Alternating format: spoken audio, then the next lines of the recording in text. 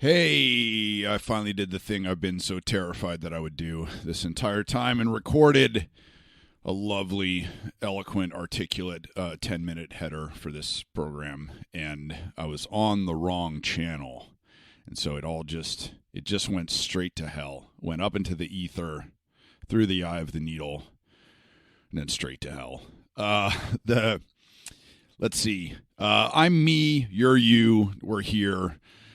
Let's do this. Day after Thanksgiving, so full still. I'm full of delicious food and good vibes, and it feels real weird. I had went and ate a teeny tiny little mushroom yesterday, and then went over to I commuted all the way down the street to my mother's house. My mom and my sister Tashina made this incredible feast for us, and so I had Thanksgiving with our neighbor Nicole, and I gabbed with the girls. We gossiped and laughed and told stories, and so funny, so fun. Just such a good day. And my brain is soft today for it, for all the carbs against humanity just coursing through my bloodstream. On the show today, we have comedian Kyle Pogue. But first, a word from our sponsor. The sponsor of the podcast is me, because fuck reading commercials. The Squarespace, come on, get out of here. Yeah, not going to do that. Instead, I'm just going to shill for all my stuff. When this podcast is hitting your eardrums, I will be on the road with my little dog Sadie and my big dog Rad Pinkard, my emotional support dogs. And our first show is going to be, actually Rad's not on this one, unfortunately, we couldn't make it happen, but November 30th we'll be at Comedy Fort in Fort Collins, Colorado, with a real Hall of Fame there. Ben Roy, Sam Talent, Haley Raven, Steph Bright, Pogue is hosting. It's going to be, if you're in Colorado, you know that this is the best and the brightest of the comedy scene there, and also me. So come for them and stay for me. Then my run of shows with Rad kicks off December 1st. We're going to be at Backswing Brewery in Omaha, Nebraska. December 2nd, we're at Backswing Brewery in Lincoln, Nebraska. A brewery so nice they named it twice. December 3rd, we're at Barrel of the Bottoms in Kansas City, Missouri. December 4th, we're at the Painted Door Series House Show in Lincoln, Nebraska. December 5th, we are going to take off to lick our wounds and watch a lot of Forensic Files in some weird hotel room somewhere. December 6th, we're doing a house show in Chicago with my buddy Scotty Coomer, and Scotty Coomer from 10 Junk Miles. With a couple of my favorite comics, Tremaine Bradley and Colin Nelson. December 7th, Indianapolis, Indiana, at the Can Cinema and Brasserie. And then the next day, I dump Rad at the airport. I'll show up in Athens, Ohio. I'll be there for the month of December. And then I'll be touring back in January with Jake Flores and my little dog, too. So I don't know if you're in the path that we're going through, please come out. It would be awesome to see you. I haven't done this in a long time. Every year I get softer and weaker, and it gets harder and harder to get out on the road. So, come to these shows. Also December 14th, in Columbus, Ohio, I'll be opening up for John Langford from the Mekons. So if you're in Ohio, yeah, come hang. There might be some pickup shows in Athens or Columbus too. We'll see. Today's podcast, my guest, Kyle Pogue. It's funny. I have some really close friends, some of whom I've taken a very long time to have on the podcast. Pogue is one of them. This episode is going to be disappointing because it will be the softest, mushiest podcast you've heard from me. I really love Pogue. I've had a hard time with male friendships in my life because a lot of them seem to be based on competition and treachery and obstacles to intimacy. And that's particularly true when I meet somebody who's a fan of my work, because I've had a lot of people do a lot of weird shit, and it's made me sort of suspicious and cagey. Of when somebody's like, "Oh, I really liked your book," or "I really like your songs," my first worst thought is, "What are you trying to get out of me?" And when I met Pogue, he was what's known in the biz as a punisher. One of those super enthusiastic fans who will like grab hold of your hand and then not let go and just corner you and tell you, "Oh man," and then that part, like, "Oh, that was so great. I really loved that part. And then when you did this, oh, it was so cool. Did I tell you how my dad died? Oh, and then this," and you're like, "Man, I just trying to sell a T-shirt, But Pogue ended up setting up a run of shows for me in Colorado. Which I did, even though I was unsure of him. And then the shows were so great. He was so fucking funny. I had such a fun time hanging out with him. I was like, damn it. Okay. I feel obligated to like bring you out for a couple of shows. So I did. I brought him out for a couple of shows with me on the road. And I made sure I flew him like Spirit Airlines, and I think I paid extra to get him a middle seat like near the bathroom that didn't recline. Just doing everything I can to break this guy's will. And he was just such a pleasure to have on the road. Just this like huge puppy dog of enthusiasm and incredibly reliable. Like a comic for any occasion, for all occasions. Everybody, my greatest misgiving about Pogue is that everybody I've introduced him to, including fucking Stanhope, liked him more than they like me. And so I don't know. I got to talk to my therapist about that. But this podcast took on sort of a weird life because Pogue, it's been a long couple of years, I think, for all of us. Pogue was one of my, the friends who was sort of talking me through that. But we ended up talking a lot about his lifestyle. The scientific word for it is man whore.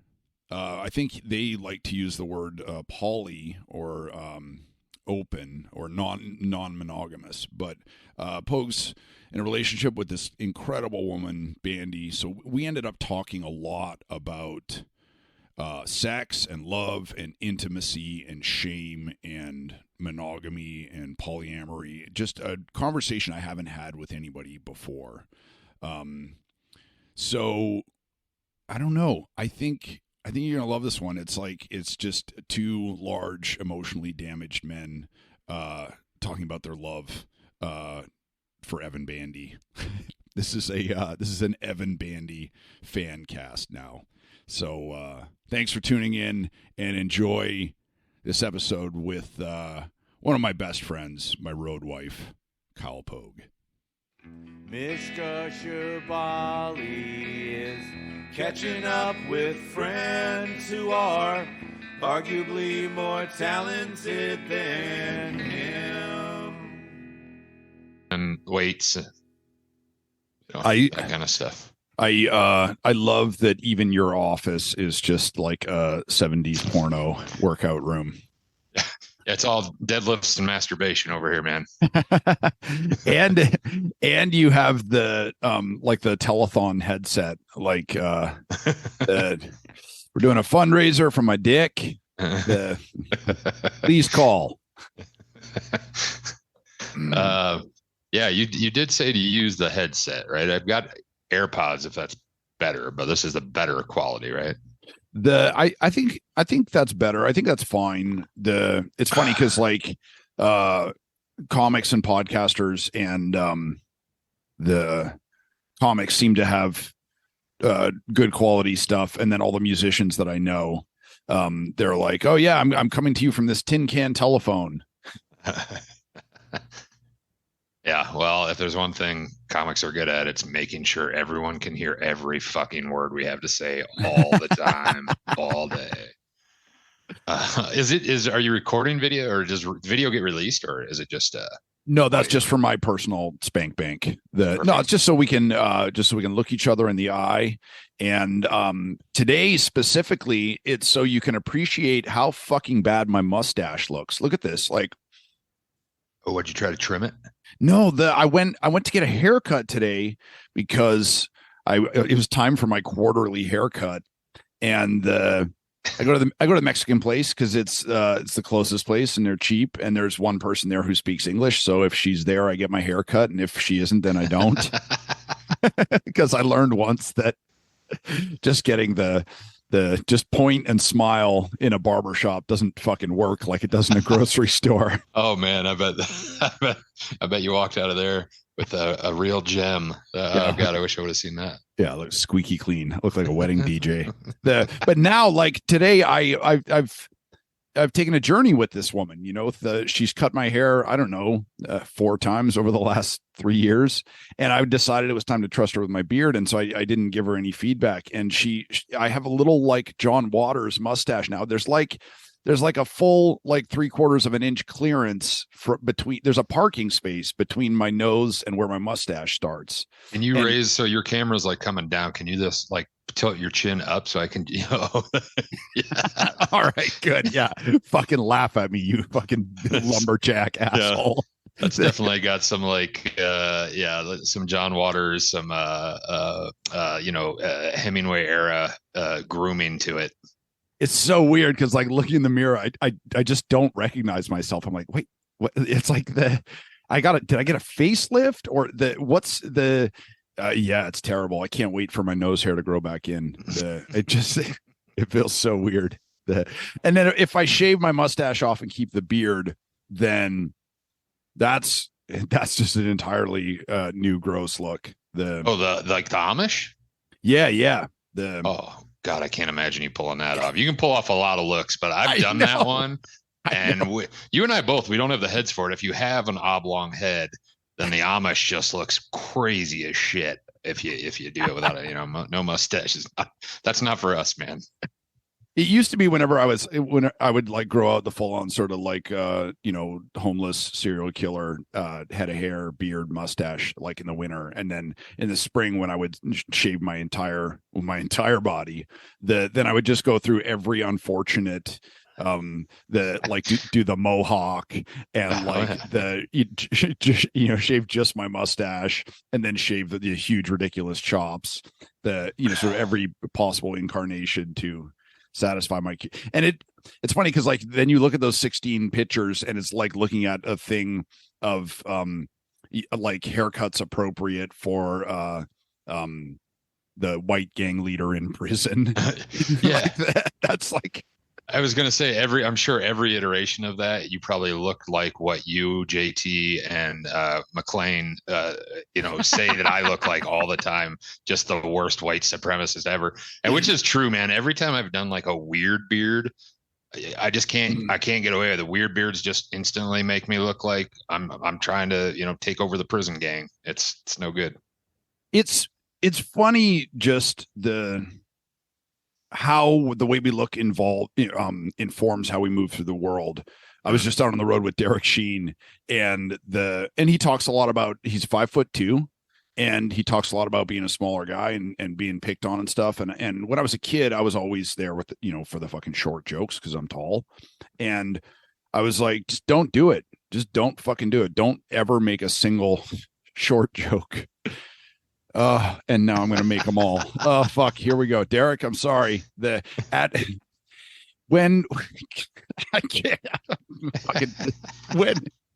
God, Pogue. When we were getting ready to get in the car, he got in the passenger seat and his tiny little baby legs just folded up so neatly there. He looked like the world's oldest baby. like a beard and a full set of teeth and the whole head of hair and just tiny little Oh, you bastard. Now you're making me want to roast one of the sweetest, most talented comedians in the world, sweet Derek Sheen. But, Derek's so short that it doesn't matter if he bombs because he's already in a foxhole. He's safe. I'm sorry, Derek. I love you. Well, I mean, the other thing is, like, when you're a comic, you're always looking for the joke, and then when Derek was short enough that neither one of us, like, I wasn't trying to certainly wasn't trying to force jokes. If anything, I was trying to dodge him, and he wasn't trying to make them. But then when we were in Tucson, he was trying to hop up into to a bar stool. So he's trying to hop up like butt first, and the stool keeps moving away, and our eyes met. And I was like, oh God, Derek. And then they finally, on the drive back, we were like in some fucking Quickie Mart or whatever. And I went to use the bathroom, and then came out, and I was like, oh, I guess he's already out in the car. No, he was in one of the aisles, and the aisles were like 5'3". He's 5'2". He just disappeared. And I was like, do I go up to the cat? I'm sorry, miss. I've lost. Well, I haven't lost my child. I've lost kind of like a weird uncle, like a little dashboard wizard. He definitely does look like looks like a tiny wizard. People are going to be like, "Hey, how was the podcast with Mishka?" And I'm be like, "Great, it was just us laughing at people that we find genetically inferior." Well, and that's what I realized. I was trying to think of I was trying to turn it on myself, and and not bag on Derek's body. And then that made me realize my body is I just have a bully body type. Like, same. That's what and you do too. We look, the exterior matches the interior. We look like we're horrible people, and it's true.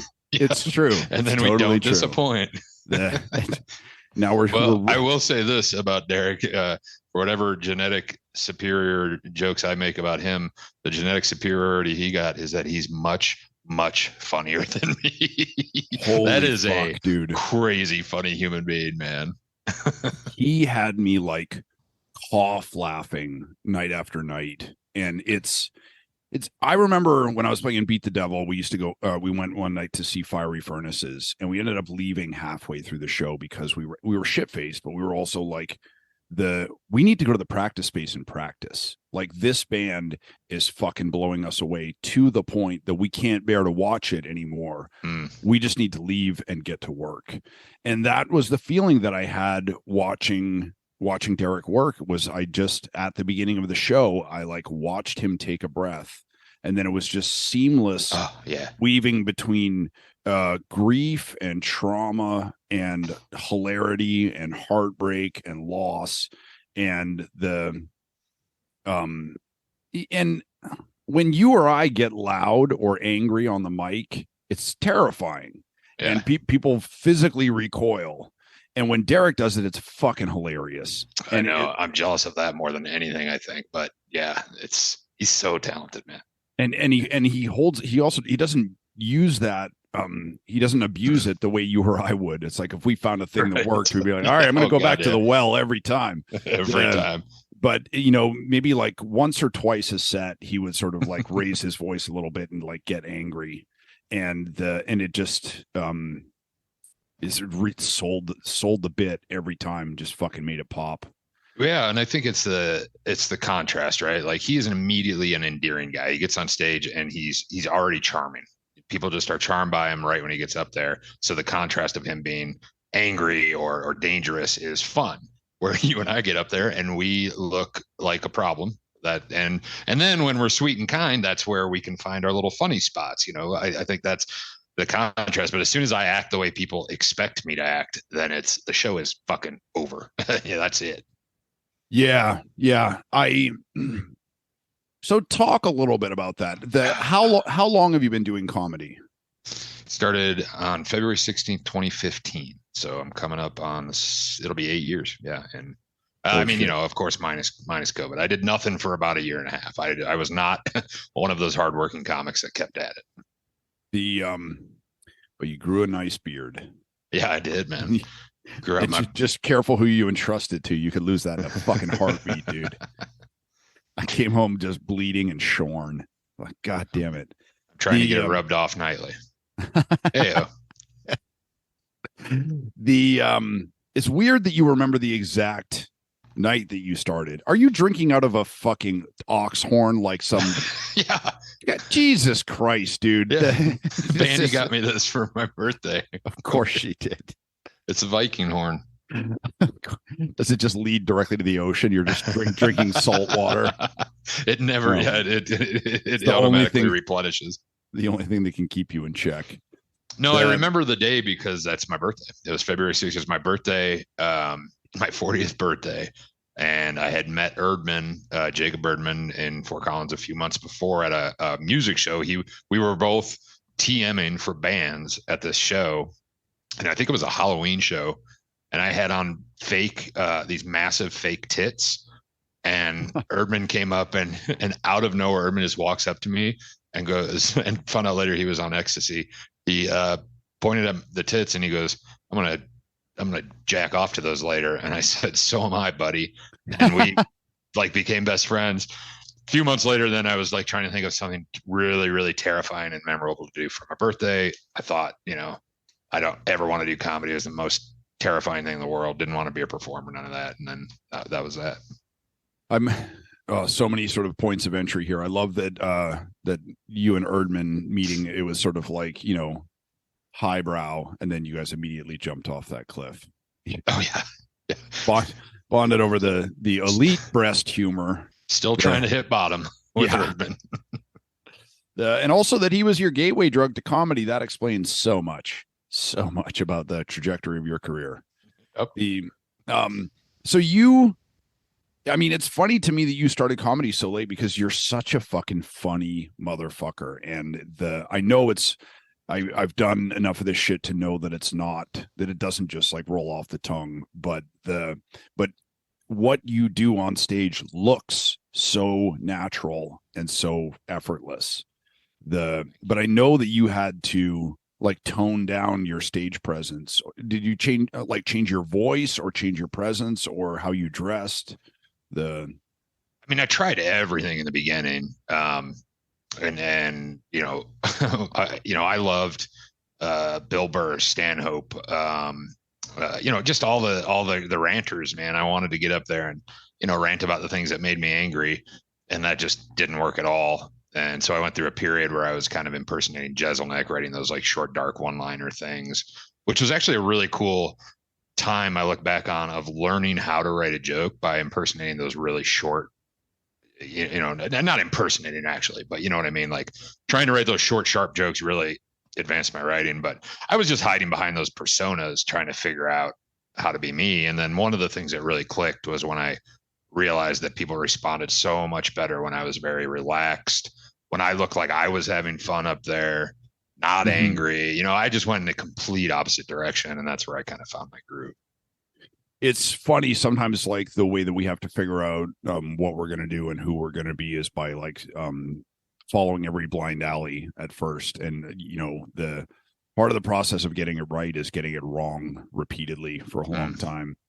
The shit that you write off as Anthony Jeselnik derivative, I don't know. I still think a lot of that shit is great. And I hope you bring it back the next time we have to auction off your beard while we're on tour. Thanks, man. I do get to slip those in here and there. I've found it's just there's a critical mass with those. If I put too many into a set, it's over. But just enough is great for catching the crowd off guard. And that whole set that I did in Houston that time at that punk show, the infamous punk show. Those 19-year-old punk rock kids loved it, but try doing that in a club in Fort Collins and you won't be asked back. Yeah. What's so compelling about that, the dark jokes, is you delivering that stuff with a real soft touch, with a real light touch, because it's so fucking creepy. It's so Great. because you are a really charismatic, good looking dude. And then for you to just sort of like deliver those, jokes about murdering women with like with a soft voice and a wry smile, you're like, oh, he seemed like such a nice boy. And it really has you like, oh fuck, is this just a confession? Should I be recording this? Like do we need to call somebody? But I think too that for listeners, we like risk. When we shit on a comic because they're an edgelord, it's because what they're just trying to fucking push people's buttons every time at every turn with every line, every joke. Yeah. And it just gets to be, it's like one note. But but when you let it slip a little bit here and there, people love it. It's rewarding to be surprised like that. Yeah, well, and that's the whole thing. I think it's like that. Even Jeselnik, like I've kind of lost, interest in him because after a time, it just is the same joke every time. It becomes the same joke every time, and that's with any kind of edgelord shit. It's just, oh, you're just gonna find something that is offensive and shove it down my throat, not in a creative way. Like that's not fun for anyone. Yeah. And I think so much of comedy like relies on that pivot or like an inversion of expectation. Mm-hmm. And when it's the same pivot every time, it's sort of like, all right, man, it's no longer a pivot. Then it just becomes you become a cliche. Yeah, but like you said, it's a cool. If you use it right, it's a great tool to have in your tool belt. Right, is just knowing how to do that. Like take them over here to the right, and then boom, slam them to the left. Catch them with that.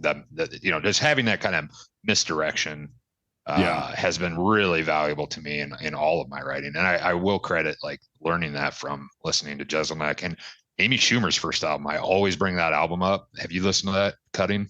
I have not. Maybe I should. It is awesome. I mean, it kind of sounds like Jeselnik wrote it. It's those kinds of jokes, but it's delivered in, Amy Schumer in this like little sorority girl style. It is so goddamn funny and absolutely my favorite opener of any comedy album ever. She comes out, Mark Normand had opened for her. She comes out, give it up for Mark Normand, everybody. Isn't he great? It's hard to believe that he has AIDS. And then she just goes into the set. It's so funny, dude.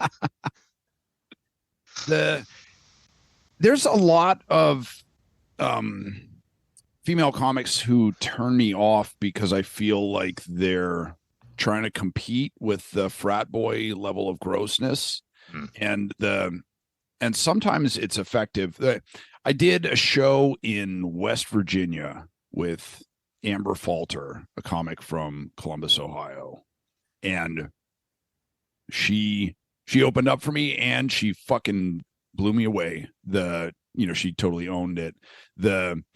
And her closer was a story about going to a music festival, taking too many drugs, and then the porta potty was full. So she convinced herself that instead of like pooping in the woods, she should like shit in her hand. Oh my God. And yeah. And it's a fucking, and, she's petite and pretty and sort of has like kind of bouncy energy. And that story fucking slayed.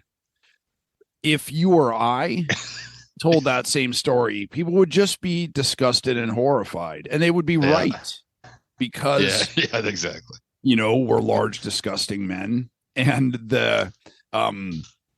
there's no inversion there. And I think the first time I talked on stage about crying at a gas station, I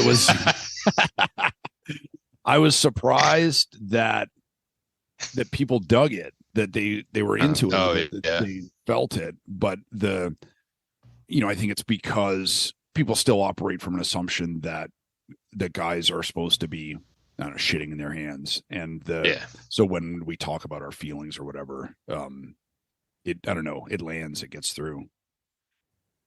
Yeah. That's something I want to do more of, is get into more. I think of what I do a lot of times as vulnerable because I'm being very open and honest about parts of my life that I don't necessarily want my family to know about, and so I think of it as vulnerable in that way, but it's not really vulnerable in much of an emotional sense. And I would like to kind of start tapping into that more. It's a scary thing to do because I have the same way. I don't think that the audience would like that from me, but I won't know till I try. And 9 times out of 10, if it's honest enough, you're going to find something there that will grow into something good. You know what I mean? It's funny. One of the, so you and I have fucking worked together a ton, toured together a ton. I probably spent, I may have spent a little more time on the road with JT than I have with you, but the folks, if you're listening at home, Pogue and I know each other far too well. We've been through all kinds of shit together. But one of the jokes that you told that gave me a little fucking window into you, into who you are, into what makes you tick, was the way your eyes widened with childlike wonder and curiosity when you talked about the rainbow party and a bowl full of drugs and just getting your dick sucked by a bunch of different people at a fucking rainbow party. I forgot all that, and that is an old one. I forgot all about that joke. And that was a real thing, the rainbow party thing that I heard. A guy that I worked with on the oil rigs told me that his daughter got busted at one of these, that they were having. These are teenage, like young, like 14-year-old kids doing this. Jeez. Rainbow party. I wrote that joke. It was crushing all over the place. And then I did an all black club, all black comics. I was the only white person in the building, literally. Those are the best shows, I've never dude. seen. Oh yeah, it was an amazing show, and I was nervous because the comics who were going before me were just crushing. They had so much energy, and I'm kind of a muted kind of a performance. And I went up there, and they were giving me every bit of leeway. They were being so encouraging. People in the front were literally nodding their heads and kind of giving me the you got it, man. Don't worry, you got it. Yeah. And then I did that joke, and those nods turned to head shakes, and they were like, "Nope, we don't want to hear any of this shit." And that might be the last time I did that fucking joke, dude. I mean, it was a sweaty bomb, sweaty from head to toe. Oh, that sucks. It was a fun joke. One of my favorite shows I've ever done was opening up for Shauna Christmas. She did the Black Chicks and Pink Dicks show, and I was the only white. I think I was the only white. I mean, I know I was the only white comic on that bill. I think I was the only white comic on that entire run, and I just dressed the way I dress. So I showed up wearing like a baseball cap, like plaid flannel, and a fucking denim jacket or something. And I was like, Jesus, I just look like a fucking cartoon of a white boy, like that. The thing about that joke is that made it interesting for me was was what was revealed in that there's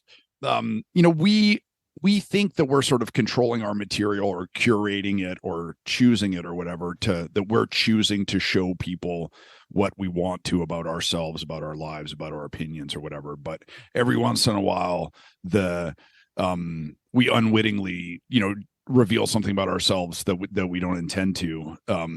And that was like watching that joke. I was like, man, this ain't a joke.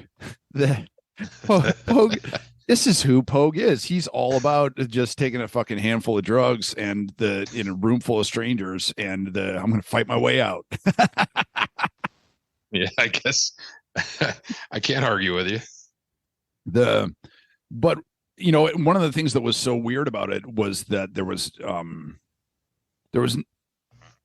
no creep factor to it, that you just you went into it with this sort of like earnest glee, which is funny for me because every single joke that I tell is just soaked in shame. Well, I've never understood it. I still don't understand, with debaucherous stuff, sex, drugs, whatever it is. These things are so fun. Why you got to fuck it up Why are you being a creep? Don't be a creep. If you're not a creep, it's so much better. You get more drugs and sex if you're not a creep, and then you're having more fun. I've never understood it. And I've also never understood the shame. Like, we all want to be having a great time. Like, embrace it. And I mean, and I think it's an old Stanhope bit. Like, that's the most interesting thing about you. Your fucking your vices. You know. Yeah. So I don't know. I've never gotten it. And it makes me really mad when people in drug and sex circles are fucking assholes because they're fucking it up for everybody else. It's all right. Well, fuck it. Let's dive into this.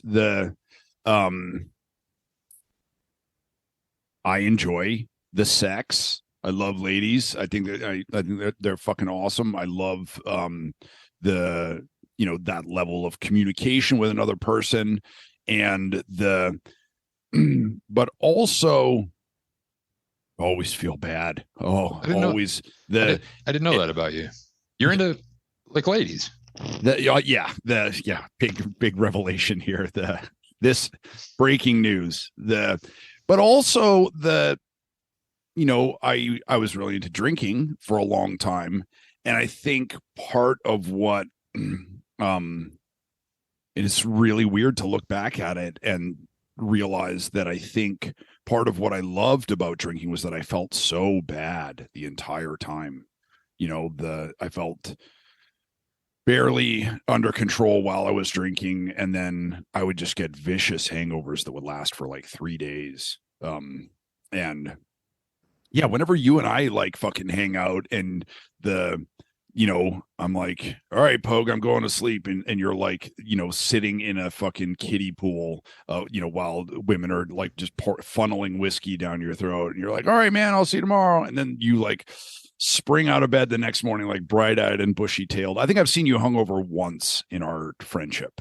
Well, I know the one you're talking about. That was literally like maybe the worst of my entire life. Definitely top 5. Unbelievable. When you were here earlier this year. Or when we were on the road when we were in Nashville. That Memphis and Nashville piece there. Yeah. Especially that house show, the last of the tour. I was pretty fucking fried by then too. I thought I was going to puke on stage. I thought I was going to puke during my set, man. That was so rough.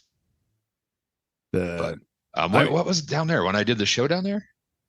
At your place? When you were here, we had a bunch of like liquor and beer for the party. We had a bunch of ketamine. We had a little bit of everything. And then I think at the end of the night, you were like hitting poppers pretty fucking hard. In between the rounds of ketamine and just drinking like a Viking the whole time. And we had to fly the next day. It was the poppers, man. The poppers killed my brain the next day. Such a noxious drug. Oh, God. I love those things. But if I don't watch it, I'll do like 20 hits. And then, oh, man, that's just makes you real dumb. Yeah. That's a drug that I have done a couple of times. And I was just like, man, no.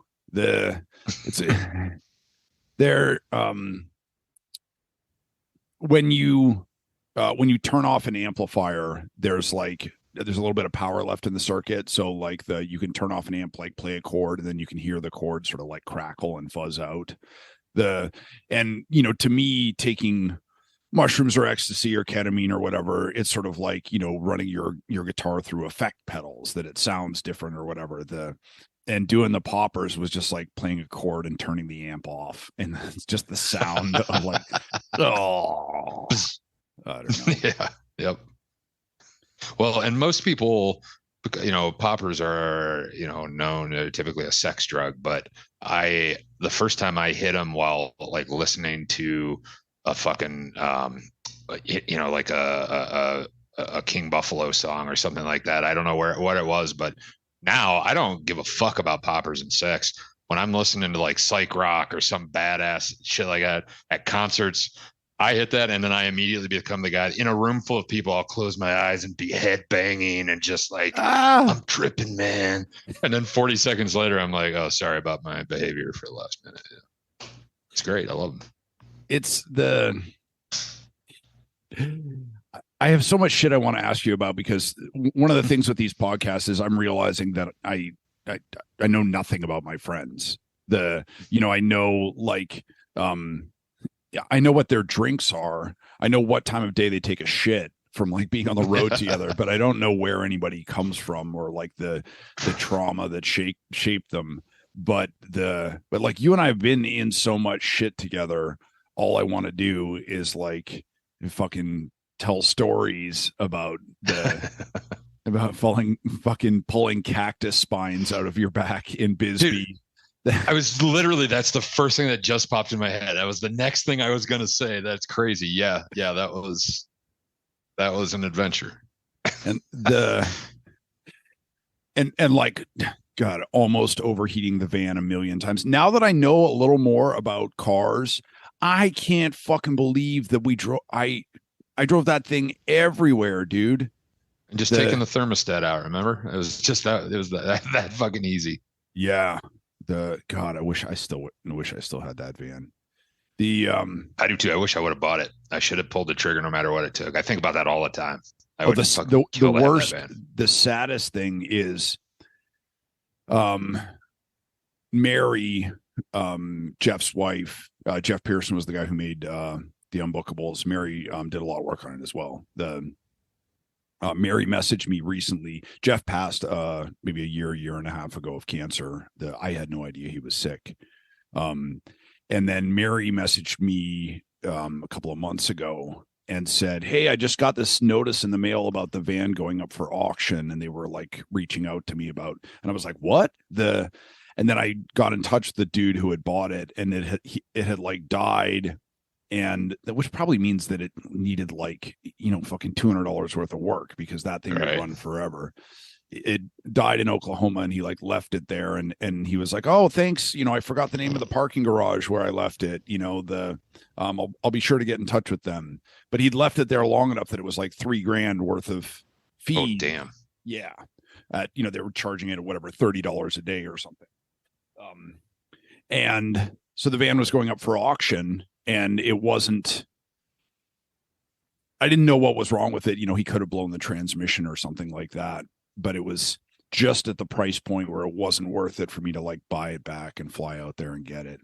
Oh yeah, no, for sure. Well, and that thing, of course, would nickel and dime you for the next, 20 years. But I was just thinking the other day, even just to have it parked out in the alley by my house, I just want to be able to see that thing go out and drink alone in it every now and then. I loved that van so much, and the times we had, man. I used to just look out the window here at it like parked in the yard, and it was always like oh fuck, like shaking your head, the like love and also terror. Yeah, totally. But one of the things that I have to interrogate you about, this is so funny to me, is Bandy, who has been a part of your life almost the entire time that we've been friends. And I remember the first time let's be honest, the first 6 times that I met her, she had no love for me. And she was just like, would barely make eye contact with me or fucking shake my hand or anything. And she's gorgeous. So every time I would like walk into a room, I would, I would have sort of temporarily forgotten about her in the last 2 months and then see her again and be like, "Who's that little hot cha-cha?" And then she would just give me the side eye. And I was like, "Oh shit, that's Pogue's girlfriend who hates my guts for some reason." She really did, man. She thought you were gonna be the most corrupting influence. Little did she know you're the voice of reason on the road. And then the last time I saw you guys a couple of days ago when you were passing through here, she was like texting me afterwards, like, "Yeah, no, I'm encouraging Pogue to stay with you for a couple of days because he's got nothing going on. He's got time off. You guys are such buddies." And the evolution of that and the evolution of your relationship together. You guys are swingers or you're poly or you're open. What's the nomenclature? Yes. No, so yeah, I mean that's a long story and journey, but I mean non-monogamous, is like the easy term, and then we have different proclivities, things that work for her, things that work for me. Kind of found out along the way. It's been a rocky road, as every one of them is, but we've been together. This is just crossed 6 years. Um, and so yeah, it's been wild, man. And I mean, since I think that I might have actually met her at the show that you were on at the boot, but it was right around that time. Wow. Yeah, it was very, very early on. And then I mean, she went through, when when I was just grinding full-time comedy nonstop while working a full-time job, and then sleeping for 6 hours, and like, I mean, I was barely a partner.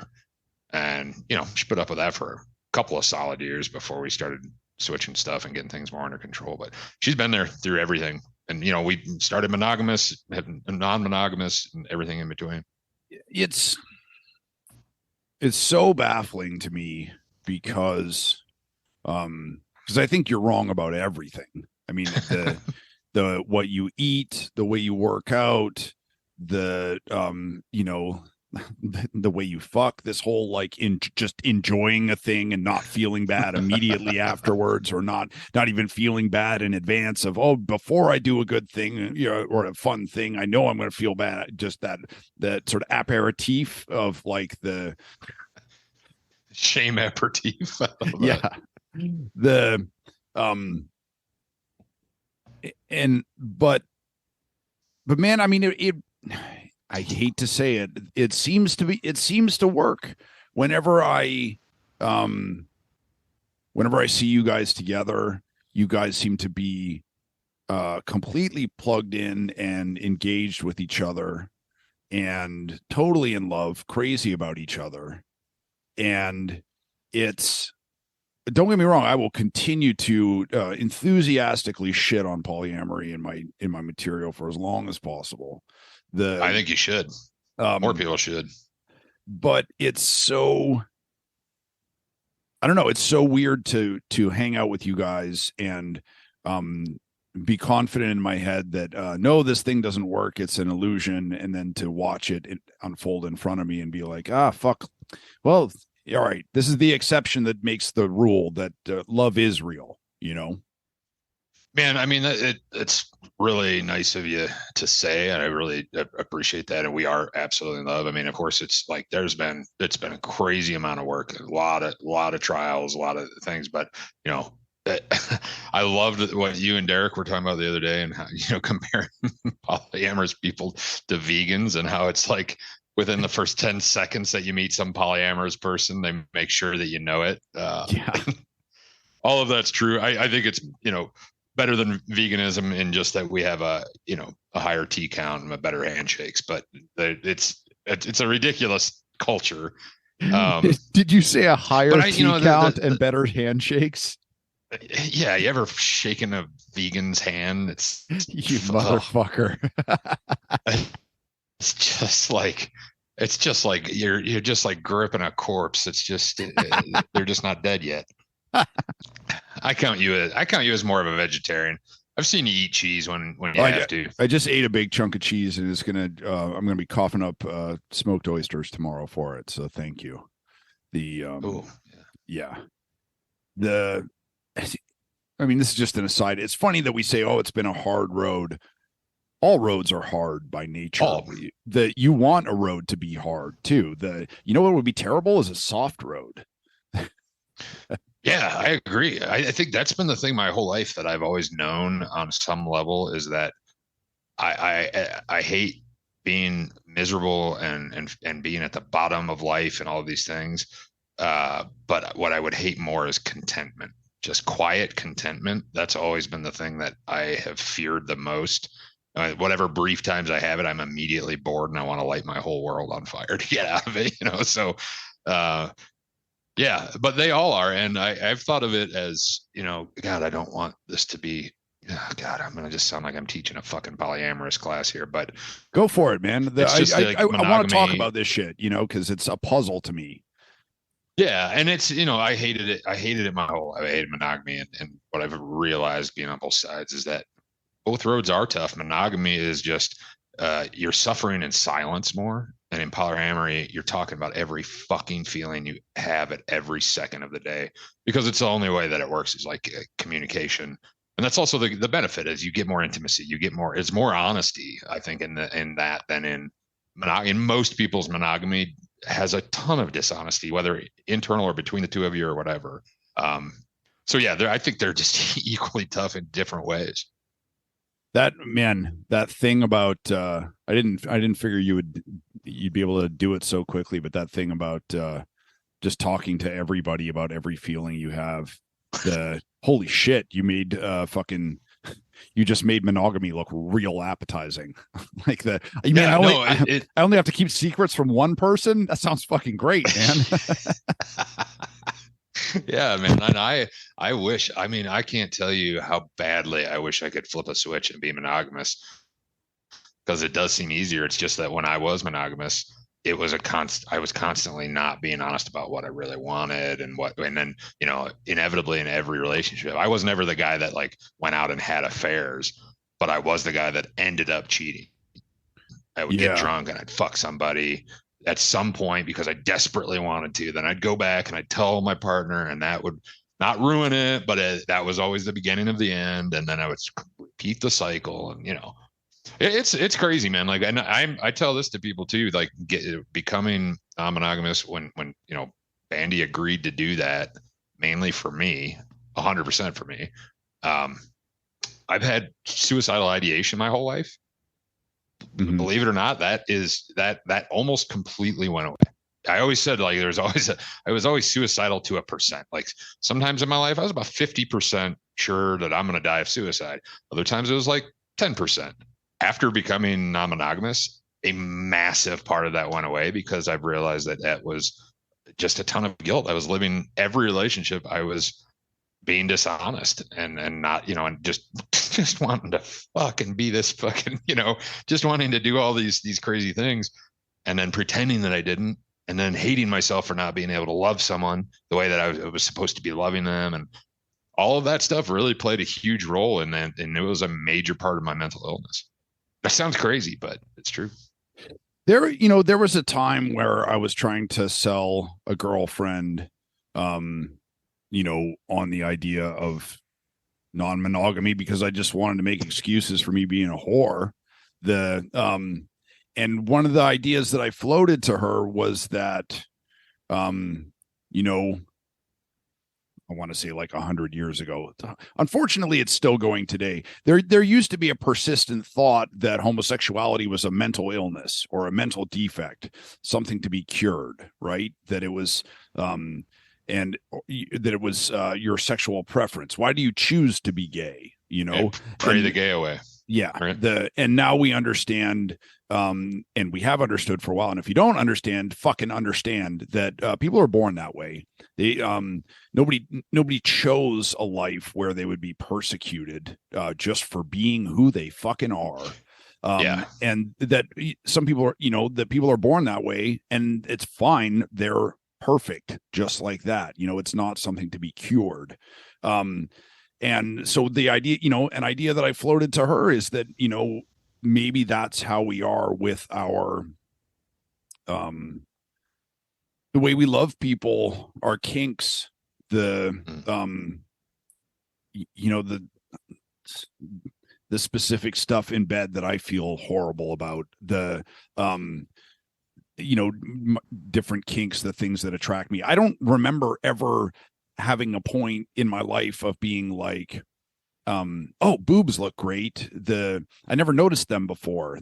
Maybe it would be nice to suck on one. It never occurred to me. It's just my entire life I've been like, all hail mighty boob, and oh yeah, so I mean, I don't think it's a crazy theory to throw out there that that people don't choose the way they want to love, that it's something either that we're born with, or something that's determined, so early on, like kinks and fetishes, that it's not something that that you chose, Yeah, I think all of that goes back to childhood. I always think of it, it's kind of like comedy. I always think like, I think the reason that I'm so attracted to non-monogamy and group sex and all of these crazy things is just like comedy. It's constant validation.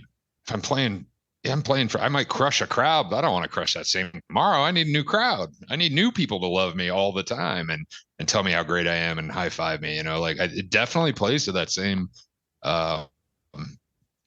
need. Which I was just talking about that with some comic recently, but it's just that it checks a lot of the same boxes. When we got into non-monogamy during pandemic, when we got back the best time to be to be sucking face with a bunch of strangers, you fucking irresponsible dipshit. Yeah, I know the irony. Yeah. It's as soon as we got quarantined, we got into group sex. So that's not great timing. But when comedy came back around, I remember thinking, I don't really know if I need this anymore. Like I got a lot of gigs coming up in the lifestyle world, but it really does. It kind of feeds that, comes from childhood, like all artists, right? Like it's the same stuff. I think kinks are very close to that same, whatever brainwave. That actually makes a lot of sense, because I approach gigs the same way I approach love and sex and relationships, which is with an incredible amount of dread and anxiety of the, like, oh God, I know this is about to go fucking horribly wrong. I had so much anxiety this weekend. The being out with Derek, who's sort of one of the most sort of thoughtful, sensitive, comforting people you can be around. Yeah. And we're doing a string of no stakes gigs, right? It's just fun, just getting out there and fucking having some laughs and maybe selling a couple t-shirts. But it wasn't going to make or break me financially. I wasn't about to win oh yeah, now I have an anchor gig in Kingman, Arizona, and I knew that Derek was going to be friends with me no matter how no matter how I performed on the shows and how the shows were. But still, it was just like poison being pumped into my body. I was just so fucking anxious all weekend. And for a woman to tell me, I like you, or I want to see you again, or I think you're a great guy. Like, I'm giving myself hives right now. Just saying that. But yeah, it's all of that sex and relationships. It's really all about us clawing and scratching for feelings of security and love. That's what it is. We want to feel safe in the world and accepted and not alone. Just like the exact same thing with all of our art, with every artist's art is seeking the exact same thing. And I think we all approach those two things the same, just like you said. I bet you anything, there's crazy parallels between how you approach your working career as you do your relationships. I'm sure it's the same with me. Haven't dug into that too much, but that's interesting. So here's another thing, though, is that I think that if somebody was listening to this for the first time, they would be like, well, clearly, Mishka's a fucking, anxious wreck, bundle of problems. And this Pogue character, he has it all figured out. He's zen. He's got that creamy, low voice. He's just kicking back in a fucking tracksuit and living a dream life. And I've known you long enough, and we've been through enough shit together that I know that you come from a lot of fucking trauma and shit from your life before you and I met. That there have been certainly been times on the road where where you were losing your shit, and when we were at Altercation the last time, you were quitting comedy, which is every comic goes through that. And I've quit and fucking unquit a million times. But I don't know. I know you have darkness in your head. I know you battle with this stuff. How do you have this thing figured out? I don't. I absolutely don't. I mean, it's a constant mess. I, it's funny because I do get that a lot from people. I mean, I've had people like really tell me a bunch of times, like, "Oh, and you seem like you're," I'll admit to some like anxiety or something, and I've had a lot of people who are even pretty close to me say, like, I would have never thought that in a million years. You seem like everything's fine, you're confident, and whatever. I always think of myself as the least confident person in the room all the time. But I think that comes from, I worked on oil rigs and I worked in these jobs where you had to be tough. You couldn't show any of that shit ever. You get eaten alive. And then of course, kind of the same on stage. But no, I don't have anything figured out at all. Non-monogamy, the least of it. It's just that it's the one thing that I know for sure about myself is I know that I can never be a monogamous person. And I know it's extremely unhealthy for me to try to do that. So navigating this stuff is not an option. I have to. And I want to do it well because it's just too important to me to treat people that I'm involved with as well as I possibly can. And I've still fucked up and, really hurt people from not having shit figured out, but it's just very important to me because other people's fucking hearts are on the line too. It's not just me.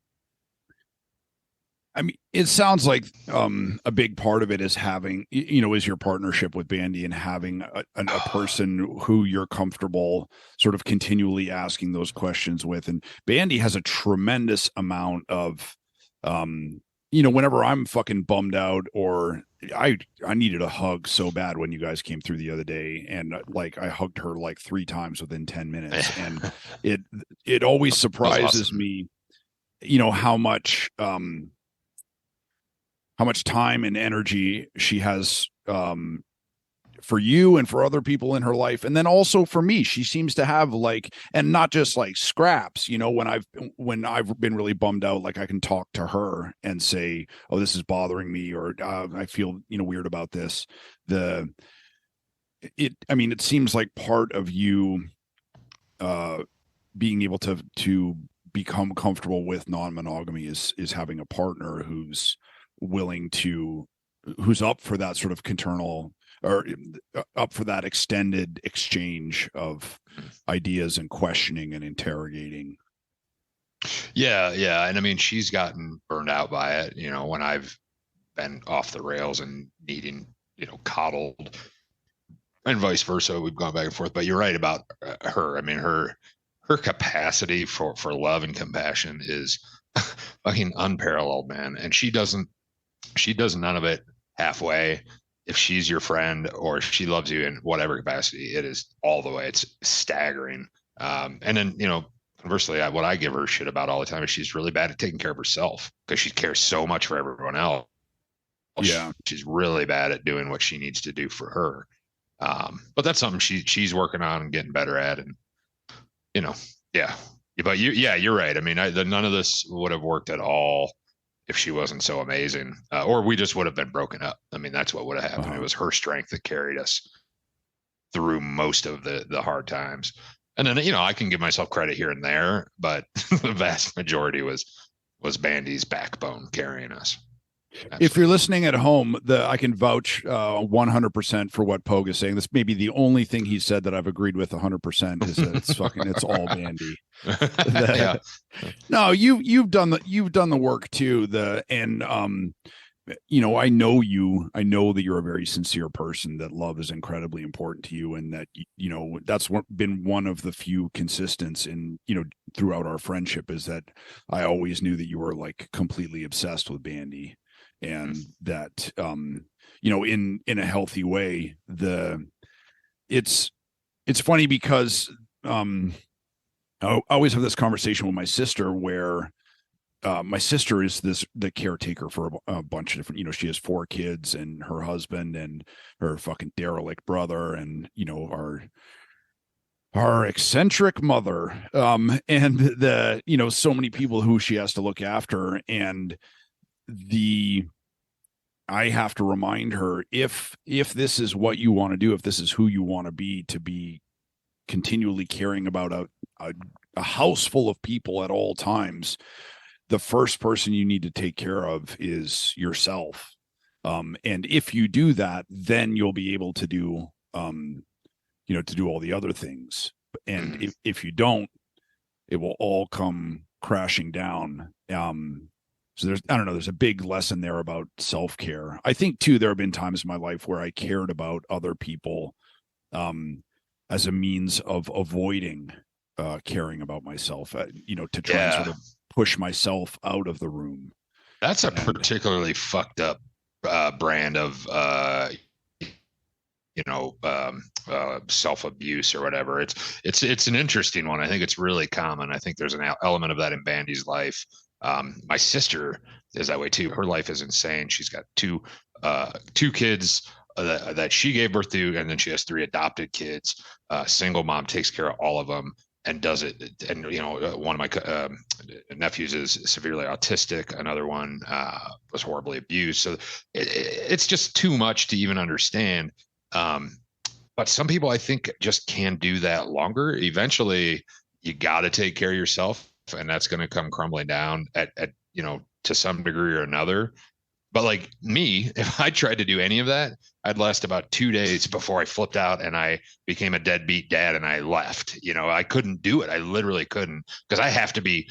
It takes all my energy to just take care of my own craziness and just get through the day.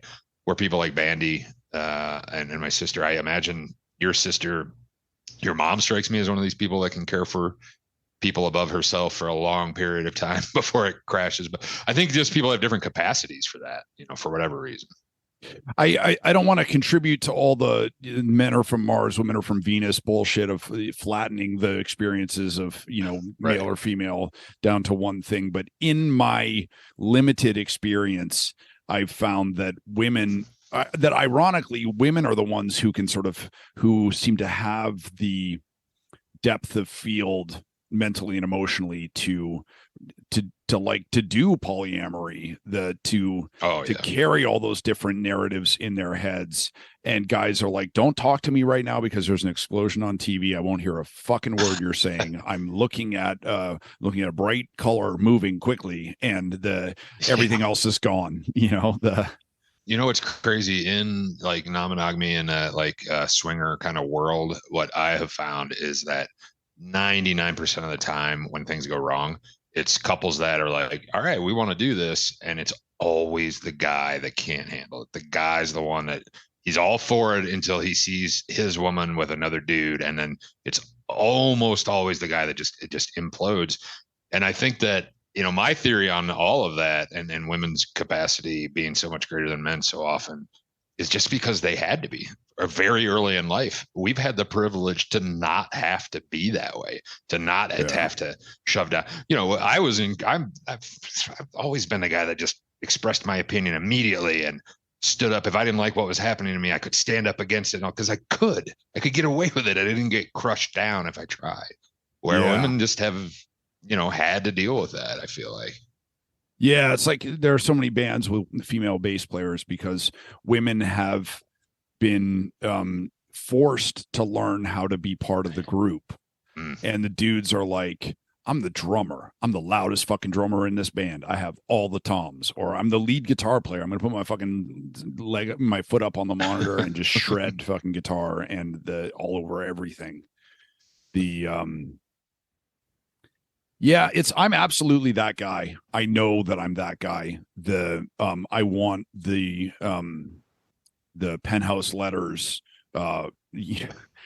aspect in my life, but the sort of having the emotional bandwidth and being able to feel emotionally safe in a relationship when I know that my partner is seeing other people. Can't do that at all. I was talking to a female friend recently. And she was talking about how like, men, get real sort of like weird and possessive and like, they want to own a thing. And I was like, yeah, no, I know. Absolutely. It's, it was weird in that moment to be able to recognize that as objectification and wrong, and sort of possessiveness and flattening a person down into being your plaything, and in the same moment to be able to recognize like, oh yeah, that's fucking absolutely how my brain works. Yeah, me too, man. To a degree, it's weird because like when it comes to, I've never had any sexual possessiveness. It doesn't bother me at all. If she wants to go out and have sex with 100 people, that has never once been a problem. But once we roamed into more emotional connection, and she was dating, she has a boyfriend, and when they fell in love, that's where I hit the wall, and I mean hard. Panic attacks and crazy unexpected. I always thought when that day came that it would be just as easy for me as everything else had been in non-monogamy. And then I started going to therapy. I was reading books. Like that was a rough road, but it was the exact same thing. As that's where my male ego monster came up and was just like, oh, she can't love anyone but you, or that's the end of your world. And that's crazy. It's not okay. I got to say two things at this point. Number one, Bandy, if you're listening, don't go fuck 100 people, because that will break my heart. I have no romantic connection with her, and still shame and jealousy. And number two, I'm so happy that your rock bottom was like, man, shit got so bad, I was reading books. Yeah. Oh man, yeah. You go down a lot of blind alleys when you're lost, and the one of them led me to literature, and I just to everyone involved, I just want to say I'm so sorry. Well, I want to say, if you're listening to this, Bandy, don't go fuck 100 people unless you film it. Film that shit. Still out here trying to hustle, man. So, comedy don't pay. I love that you've been dating the same woman for 6 years, and you're still like a fucking pervy creep towards her. Oh god, dude, every day I am, man. Like that's one thing too that I've never had in another relationship, is every time she walks in the room, it is pure objectification. And I've apologized. I've told her like, I respect everything about you, but also just give me just let me get my hands on your ass. It's crazy. It's awesome. I fucking love it. I remember when you guys were staying here for the show in whatever January or February, and we were hanging out, doing drugs, having a great time, and then I was like, all right, well, it's fucking late, I gotta go to bed, and you were just like, hey, do you mind if we just fuck here in the living room? And I was like, man, you guys live together. You came out here together. You've been dating for, I don't know how long, a fucking eternity. You still want to have sex? Like, all right, man, fine. It's not going to bother me, but like, really? It just seems a little incredible. It is a little incredible. Definitely has never happened to me before. Excuse me, in a relationship where I still really, really, really wanted to have sex with the person after 6 years. So let's talk about this boyfriend business real quick before we get out of here. When I saw Bandy posting pictures with sort of canoodling pictures with this guy on Instagram and stuff, I felt jealous on your behalf. I was like Pogue, I love you to death. You know that I love you to death. I was going to say I would bury a body for you. I might create a body for you. That's how much I love you. And thanks, man. I've got a list. I'll send you a list, I guess. And when I saw this guy, I was like, nah, fucking sit down, Pogue. I got this one. I'll handle this. I'll take, and I'm still sort of like I know eventually at some point I'll meet this guy and I'm going to have to like be civil to him and not fucking throw him up against the wall and like threaten him. But dude, it's going to be hard. It's going to be real. You're going to love him. He is one of the best human beings I've ever known. We're really close friends. His name's Willie. He rules, but I totally get it. But I can never say enough about what a great person he is. It's crazy.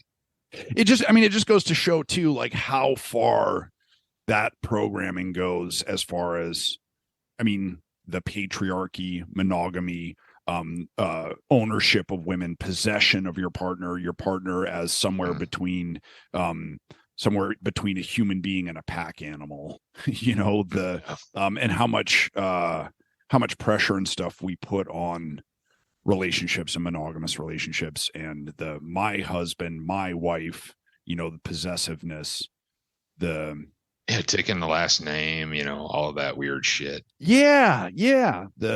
My mom never took my father's last name, and when I was a kid, I always thought it was so weird. And now that I'm mostly grown, like, why would any woman ever do that? It's weird, and I get like why it's a romantic thing, and you want to do it because you're in love, and it's fun. Like how we want to entwine our lives, but it's just mired in a tradition. It's such an ugly tradition. Where it comes from is very ownership and possessive. Yeah, that's super weird. So, what does the future hold for you? I know you just up and quit your job like a fucking dum-dum. It's been a great month, man. You got no money in the bank. I've been hassling you for the entire some money for the entire duration of our friendship. I think I sent you a financial plan, didn't I? I was like, number one, oh, did you lose me? I lost the figure back. Can you hear me okay? I can hear you. Like, number one, I've been hassling you to quit your job and quit all your shit and go on the road with me. And then I've also been, and then when that failed, I was like, all right, well, here's a solid financial plan so that you can save up a bunch of money so that at some point you'll be able to quit your job and go on the road with me. And you have done neither one of those. I'm furious. Yeah, no, that was good advice. You gave us great advice that we immediately ignored. You told me exactly like, all right, so this is what you got. Take this much, don't touch it, and just live like you don't have that. And before the sentence was done, I was like, nah, I can't do that. I'm not going to do that at all.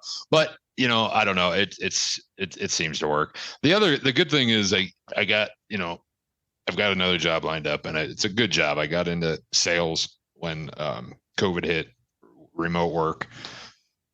Turns out I'm pretty good at sitting around talking to people. So that part of it has really allowed me to now, like you said, what's coming up for me and what, our show at the Fort in Fort Collins. I'm super excited about that. Yeah.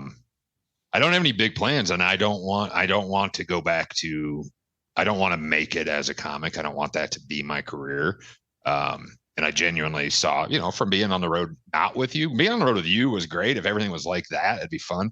But really the road is so much more boring. And I don't know. I just saw a lot of aspects where I'm like, that's not actually what I want to do with my life. And it was killing me anyway. So now I've got this job where I can work from anywhere. So now I know enough people that are really good at comedy that I can go fly to Minneapolis and not care what they pay me. I'll fly out there, do a weekend with JT or you, or see if Sam Talent would. Sam's that's a little too big to be bringing me into feature these days. But I'll even deign to work with Sam Talent. Yeah, but like I'm in this great spot now where I don't care about the money at all, and I've taken that completely out of the equation. So I'm just having fun, and I can do like a lot of wacky shit and not have money be a factor at all. So yeah. My buddy Steve Gillespie is a great club comic, and he wants me to go out and feature for him in Minneapolis. And I think, I don't know where it is, but like the Improv pays $50 a show to the feature. It's dog shit. Who cares? I'm going to do that in a heartbeat. I'll go out there, So that's the kind of stuff I'm hoping I can do in the future, is just keep working with people I love and just having fun. I hope you do it, man. I mean, you really have the charisma of a cult leader. Like every single person I've ever turned on to your work or introduced you to, they all love you more than they love me. So like, go fuck yourself for that. That is the Mishka head talking right there. That is absolutely not true. But I've loved everybody that you've ever, introduced me to. It's, it's these circles. I've seen all the people that you've interviewed on this podcast, and we're all kind of cut from the same cloth, all the ones I know. Dean Del Rey, by the way, that was a great interview. And if that guy's not one of us, I don't know who is. You know what I mean? Yeah, dude. Thank you so much for fucking facilitating that, for making that happen. And huge thanks to Dean for doing the fucking podcast, because that was massive. I texted him over the weekend after listening to the podcast, and I just said, like, man, you're just continuing to inspire. When I worked with him the weekend over the summer, the guy is just an inspiration in 100 different ways, and that came across on that. So if anybody's listening to this, go back and listen to that Dean Del Rey podcast. Guy's a stud, man.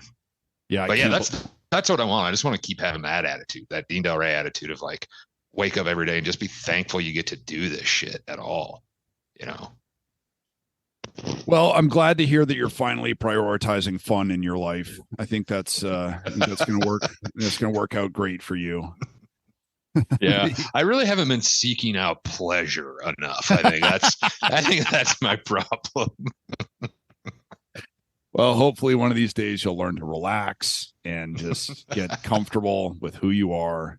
I was thinking about this before altercation, because I sent a picture of my dick to Brennan from Heels. And I was like, sure. There's a lot of things about myself and my life that I don't like, and a lot of things that I want to change. But one of the things that I do feel good about is that I'm happy that I feel comfortable sending a picture of my dick to my boys. Just be like, does this look infected to you? Was it you? I don't know who said it first, but like, I would never, ever solicit a dick pic to a woman. That's for my friends. That's for my guy buddies. That's who gets the unsolicited dick pics. Yeah. Real quick, I want to tell you this story about because we were talking about Bandy's boyfriend. Sam Talent had us over to his house for just some late night like impromptu thing, and I show up with Bandy and her boyfriend Willie, and we walk up on the porch, and there's Sam sitting there, kind of greeting people as we walk in. Said hi to Bandy, said hi to Willie. They walk inside, and then he grabs my hand, he pulls me in close, and he goes, "Pogue, is that Bandy's boyfriend?" I said, yeah, he's great, man. His name's Willie. You're going to love him. And he goes, "You fucking hate him, don't you? You hate him, don't you, Pogue? You want to kill him. You want to kill him every day, don't you?" And he was getting so into it. So now he always is dropping jokes about how he's going to murder Bandy's boyfriend for me. I'm going to mad dog this dude so hard when I meet him. I'm just gonna make it so fucking. You won't awkward. be able to, man. I'm telling you, he's the best. You won't be able to. You're gonna love him. Well, I mean, I don't know. Bandy's had fucking good choice in dudes so far, so I guess the odds are stacked against me. The big softy. Pogue, where can people find you? What good stuff do you have coming up? What do you have shows you want to plug? Are you doing anything other than fucking drugs and orgies? I mean, the only show I want to plug is our show, November 30th, Comedy Fort in Fort Collins. I'm not doing anything of value to other people outside of that. I do encourage people to hit me up on Instagram or Messenger with unsolicited nudes. Send those to me all day. I love them. I'll return the favor. No, I've got nothing. No, man, I've got lots of cool shows coming up in like Denver and stuff, just little stuff, but yeah, nothing big planned, man. Just out here having this fun. Is the uniting thing about everybody on this podcast is that people are happy to talk about their sort of hopes and fears and trauma and sort of, you know, and then I'm like, you have anything you want to plug? And everybody's like, no, not really doing shows at the moment. I don't want people to buy my stuff. That would be weird for me to like sort of succeed at doing a thing. Yeah. No. I loved listening. I listened to both Jake Flores episodes because he's a hero, and I fucking want to absorb anything Jake Flores does. But I loved at the end how he said how he's always been very unapologetic about plugging stuff. So he does take those opportunities, but you can tell because it's Jake that he also hates doing it. You know, he like hates. We'll talk about our worst trauma, and then when it's time for self-promotion, we're like, oh Jesus, I'm a fucking chill. You know, yeah, I love that. Like, fuck it. In my opinion, that's a sign of good character. You know. Yeah, the self-defeating, self-hating. Absolutely. I don't know that I could be friends with people that don't. Yeah. Pogue, I fucking love you so much, buddy. I can't wait for our birthday party spectacular here in February when you and Bandy come out again. We'll get JT on it. And then we'll all have to take 5 days to recover because that's going to be fucking amazing. Hey, I wanted to ask you, when you do the intro for this episode, will you please make it very clear that if it's a member of my family listening, they should not listen to this podcast? I I knew going into this that we were going to end up talking about some wacky shit, and if they want to listen, it's on them, but they don't want to know. So just give them a warning. I'm actually going to burn this podcast onto a CD and deliver it to your sister's door because I think I have her address saved. So you can thank me later, buddy. You just stay away from my sweet sister. Pogue, I love you. You're the fucking best, man. Thanks a ton for doing the podcast. And I will, I'll see you like next week. All right, man. I love you. I got your merch. I'm ready to rock. We're going to have a great time. Awesome. All right. Take care, brother. All right. Later. Folks, thank you so much for listening. I know there's a million podcasts out there. We appreciate you spending your time with us. If you're digging the show, if you're enjoying it, if these conversations move you, make you laugh, annoy you, piss you off, please take a minute to rate, review, and subscribe on Apple Podcasts or wherever you get your podcast. It helps us grow the show and it helps other people find it. If you'd like to hear bonus episodes, song demos, just sort of ranting off the cuff conversations, all sorts of different bonus material, writing advice, personal blog posts and stuff like that, go to patreon.com/Mishka Shubaly. We will be having monthly episodes up there with my mom and I answering questions from readers, and there's all kinds of good stuff there. Thank you so much for supporting.